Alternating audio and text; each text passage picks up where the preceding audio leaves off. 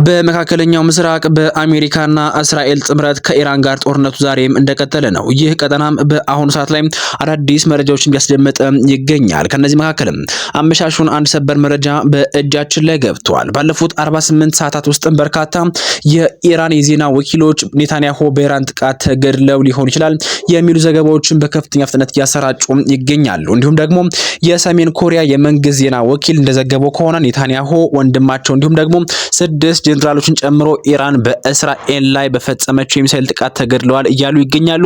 ከዚህ ጉዳይ ጋር በተያያዘ ኔታንያሁ በአሁኑ ሰዓት ላይ በህይወት አሉ ወይንስ ሙተዋል? ከዚህ ጋር በተያያዘ ዝርዝሩ መረጃ ከዚህ ቪዲዮ መሃል አካባቢ ላይ የምታዳምጡት ይሆናል። እንዲሁም ደግሞ ከወደ ኢራን አዲሱ አያቶላ ማለትም የአያቶላ አልሃሚኑ ልጅ ተተኪያቸው ሙጃቲብ ሃሚኑ በህይወት የለም ተገድለዋል ሲልም ዶናልድ ትራምፕ መግለጫ ሰጥተዋል። ከዚህ ጋር በተያያዘም ዝርዝር መረጃ አለን። አብራችን ስትቆዩም የምታዳምጡት ይሆናል። እንዲሁም አንድ ሰበር መረጃም በእጃችን ላይ ገብቷል።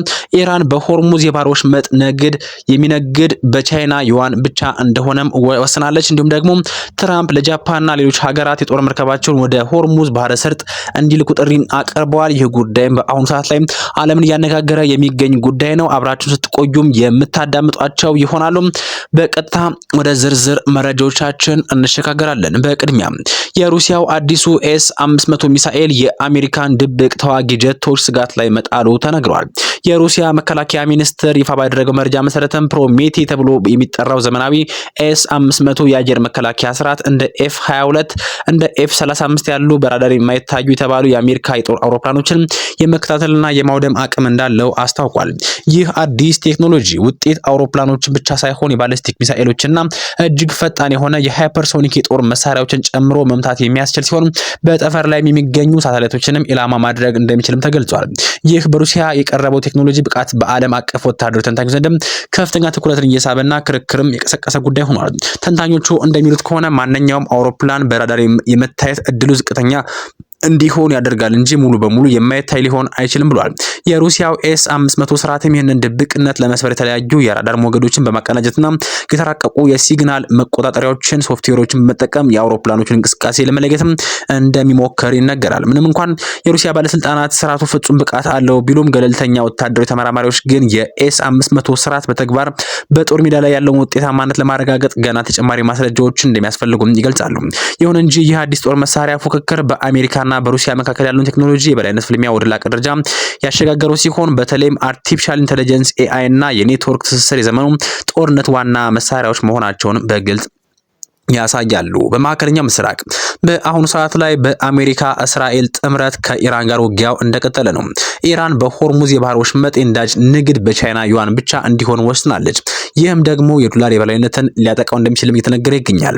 በዓለም አቀፍ የነዳጅ ንግድ እንዲሁም ደግሞ በጂኦፖለቲካ መድረክ ከፍተኛ ድንጋጤ የፈጠረ አዲስ መመሪያ ከኢራን ተሰምቷል። የሀገሪቱ መንግስትም በስትራቴጂካዊ የሆርሙዝ የባህር ወሽመጥ በኩል የሚያልፉ የነዳጅ ጫኝ መርከቦችም ጭነታቸውን በቻይና መገበያ ገንዘብ በዩዋን ካልሸጡ በስተቀር ማለፍ እንደማይችሉም ገልጸዋል። ይህ ያልጠበቀ ውሳኔ ለብዙ ዘመናት የዓለም ነዳጅ ገበያ ሲቆጣጠር የነበረውን የፔትሮ ዶላር ስርዓት በቀጥታ የሚጋፋው እንደሆነም እንዲሁም ደግሞ ኢራን በአሜሪካ ላይ ዶላር ላይ ያላትን ጥገኝነት ለመቀነስ የወሰደችው ቁልፍ እርምጃም ተደርጎ ተወስዷል። የቴህራን ባለስልጣናት ይህ እርምጃ የሀገሪቱን የኢኮኖሚ ሉዓላዊነት ለማስከበርና ከምዕራባውያን ማዕቀብ ለመውጣት የሚረዳ ስልታዊ መንገድ መሆኑንም ጠቁመዋል። የፖለቲካዊና የኢኮኖሚ ተንታኞች እንደሚሉት ከሆነ ይህ ውሳኔ በኢራንና በቻይና መካከል ያለውን ጥብቅ የንግድ ትስስር ይበልጥ የሚያጠናክር ነውም ተብሎ ተነግሯል። ቻይና የኢራን ዋነኛ ነዳጅ ገዢ በመሆኗም ንግዱ በዩዋን እንዲከናወን መደረጉም የቻይናን ገንዘብ በዓለም አቀፍ ደረጃ ያለውን ተጽዕኖ ከፍ የሚያደርግም ይሆናል። ይህ በሆርሙዝ የባህር ወሽመጥ ላይ የተጣለው አዲስ መመሪያም በዓለም አቀፍ ነዳጅ ዋጋ ላይ መናር ሊያስከትል እንደሚችልም ተሰግቷል። በተጨማሪም ሌሎች የነዳጅ አምራች ሀገራትም ዶላርን ትተው በሌሎች መገበያ ገንዘቦች ለመነገድ እንዲነሱም በር ሊከፍት የሚችል በመሆኑም የአሜሪካን የኢኮኖሚ በላይነት እጅግ የሚፈትን ክስተት ሆኖም ተመዝግቧል። ከዚህ ጋር በተያያዘም ትራምፕ ለጃፓንና ሌሎች ሀገራት የጦር መርከባቸውን ወደ ሆርሙዝ ባህር ሰርጥ እንዲልኩ ጥሪ አቅርበዋል። የአሜሪካው ፕሬዝዳንት ዶናልድ ትራምፕ የዓለም ነዳጅ ንግድ መስመር ደህንነት ለመጠበቅ ጃፓንና ሌሎች ሀገራት የጦር መርከባቸውን ወደ ሆርሙዝ የባህር ሰርጥ እንዲያሰማሩ ጥሪ አቀረቡ። ፕሬዝዳንቱ ይህን ጥሪ ያስተላለፉትም ቅዳሜ መጋቢት 5 ቀን 2018 ዓ.ም ይህ በወቅቱ ከኢራን ጋር ያለውን ውጥረት በመካከለኛው ምስራቅ የባህር ትራፊክ ላይ እየደረሰ ያለውን መስተጓጎልም ተከትሎ የመጣ ነው። ፕሬዝዳንት ትራምፕ እንደ ጃፓን፣ ቻይናና ፈረንሳይ ያሉ ከቀጠናው የሚመጣ ነዳጅን በከፍተኛ ሁኔታ የሚጠቀሙ ሀገራትም አሜሪካን ለምትመራው የባህር ኃይል ግብረ ኃይል ድጋፍ ማድረግ እንዳለባቸው አጽንኦት ሰጥተዋል። በአሁኑ ወቅት የባህር ሰርጡ በድሮኖች ጥቃትና በኢራን ኃይሎች አማካኝነትም በተቀበሩ የባህር ውስጥ ፈንጆች ምክንያትም በከፊል መዘጋቱ ይታወቃል። ፕሬዚዳንቱ የኢራን ወታደራዊ አቅም በከፍተኛ ሁኔታ መዳከሙን ቢገልጹም በንግድ መርከቦች ላይ ያለው አደጋ ግን አሁንም አሳሳቢ መሆኑን ገልጸዋል። አክለው የባህር መንገዱ በማንኛውም መንገድ ክፍት ለማድረግ አሜሪካ በባህር ዳርቻው ላይ የሚገኙ የኢራን ወታደራዊ ተቋማትን ኢላማ ማድረጓንም እንደምትቀጥል አስጠንቅቋል። ይህ እርምጃ የዓለምን የኤነርጂ ገበያ ለማረጋጋት ዓለም አቀፍ ወታደራዊ ምላሽ እንዲኖርም ለማድረግ የሚደረግ ትልቅ ግፊት ተደርጎም ተወስዷል። በአሁኑ ሰዓት ላይ የሆርሙዝ ሸርጥ የሚያልፈውን ነዳጅ መርከብ በቻይናውያን ይገበያ ስትል ኢራን ስትገልጽ፣ አሜሪካ ደግሞ በአሁኑ ሰዓት ላይ ጃፓንና ሌሎች በርካታ ሀገራትም የጦር መርከባቸውን ወደ ሆርሙዝ ባህር ሰርጥ እንዲልኩም ጥሪም አስተላልፋለች። በተከታዩ ሰበሩ መረጃችን የእስራኤሉ ጠቅላይ ሚኒስትር ቤንያሚን ኔታንያሁ እንደተገደለ እየወጡ ያሉ መረጃዎች ያመላክታሉ። ባለፉት 48 ሰዓታት ውስጥም በርካታ የኢራን ዜና ወኪሎችም ኔታንያሁ በኢራን ጥቃት ገድለው ሊሆን ይችላል የሚል ዘገባ በከፍተኛ ፍጥነትም እያሰራጩ ይገኛሉ።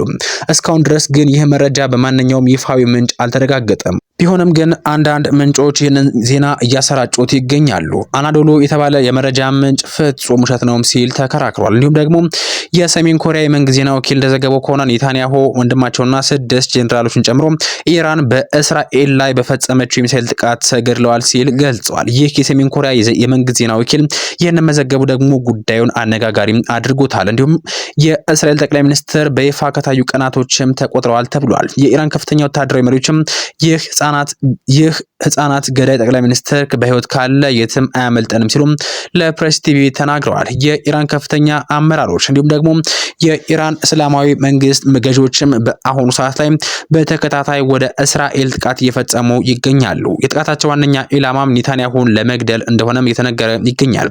ኢራን ባለፈው ቅዳሜ የካቲት 21 ቀን በአሜሪካና እስራኤል ጥምረት 40 ከፍተኛ የጦር ጀነራሎችና መሪዋን ማጣቷ ይታወሳል።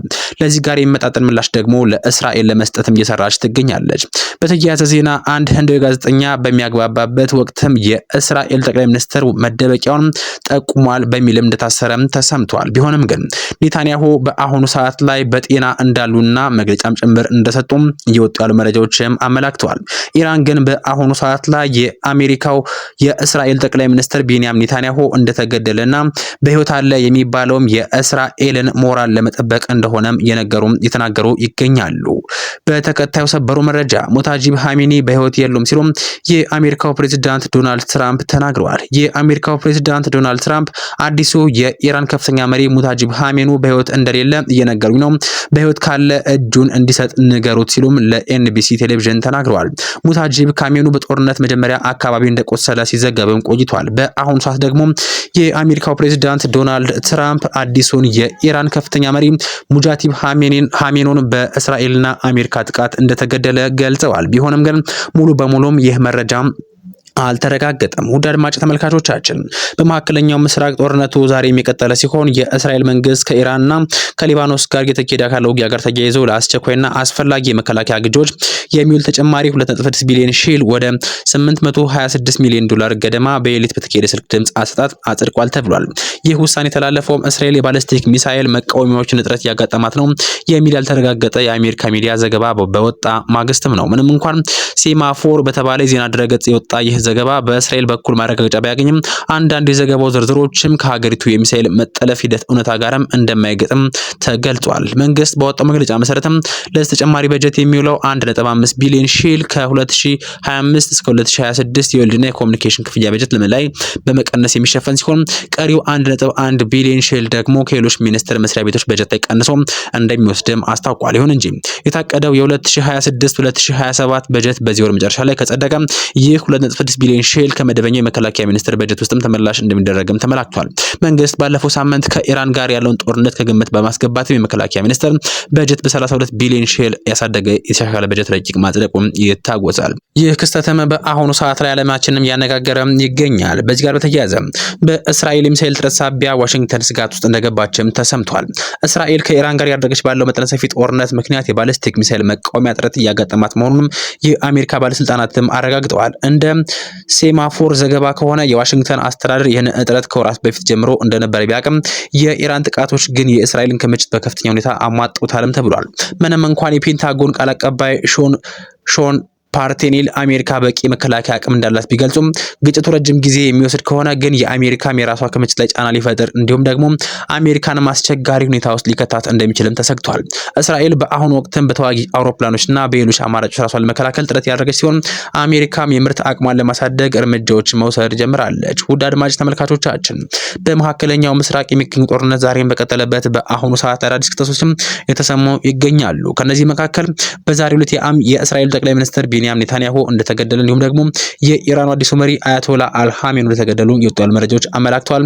ከዚህ ጋር በተያያዘም ታማኝ መረጃ ምንጮችም እነ አልጀዚራ እንዲሁም ደግሞ እነ ሲኤንኤን ይህን መረጃ ሲያጋሩም አረጋግጠን የምንመለስበት የዜና አውታር ይሆናል። በቀጣይ መረጃ ጊዜ እስክንገናኝ ድረስም ለአሁን በዚያ በቃን። ሰናይ ጊዜ